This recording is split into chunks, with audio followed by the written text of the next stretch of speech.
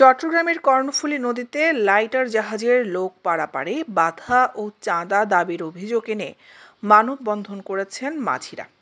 সোমবার ৩০ অক্টোবর দুপুরে কর্ণফুলীর ৯ নং ঘাটে ডাঙ্গারচর ও পতেঙ্গা ওয়েল টিংকার কর্মচারী পারাপার সাম্পান শ্রমিক ইউনিয়নের উদ্যোগে এই মানববন্ধন অনুষ্ঠিত হয়।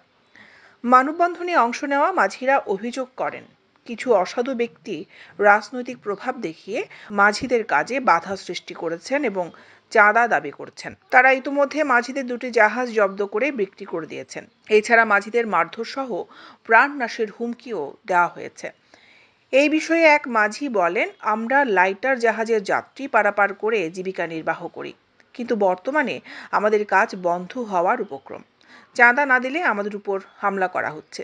মাঝিদের অভিযোগ, এই পরিস্থিতির কারণে প্রায় ৩০০ পরিবার ও ১,০০০ শ্রমিক আতঙ্কে দিন কাটাচ্ছেন।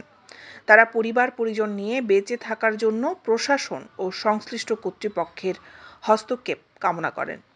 মানববন্ধনে উপস্থিত ছিলেন ডাঙ্গারচর ও পতেঙ্গা ওয়েল টিংকার কর্মচারী পারাপার সাম্পান শ্রমিক ইউনিয়নের সকল সদস্য এবং তাদের পরিবারের সদস্যরা। তারা একযোগে দাবি করেন, চাঁদাবাজি ও হয়রানির বিরুদ্ধে ব্যবস্থা নেওয়া না হলে মাঝিদের জীবন জীবিকা হুমকির মুখে পড়বে।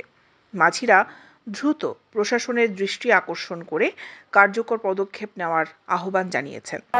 মানুষের কাছ থেকে টাকা নিয়ে যে দুর্নীতি করে ও এখন এসে আমাদের মাঝি মোল্লাদের মারতেছে।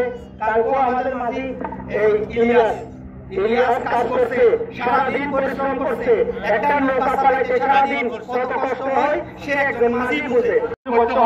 পুলিশ বাহিনী আমরা সবাই আছি, মেঘনা যমুনা ভদ্রা অয়েল কোম্পানির তেল কোম্পানির রসিবাদা জাহাজবাদা সারা কাজ আমরা সমস্ত করতেছি। আমাদের কাজগুলো বাংলাদেশের সন্ত্রাসী এই কর্ণফুলীর কাজটা কর্ণফুলীর লোক অনেকগুলো মাঝি মোল্লার লোক কাজ শিখে নাই প্রচন্ডভাবে কাজ সৃষ্টি করছে চাঁদা দেওয়ার জন্য। যখন আমরা চাঁদা দিচ্ছি না তারা আমাদের কর্মস্থল বন্ধ করে দিয়েছে। আমাদের মাঝি মোল্লার কাজ আমাদের দৈনিক আজাদী নিউজ ডেস্ক।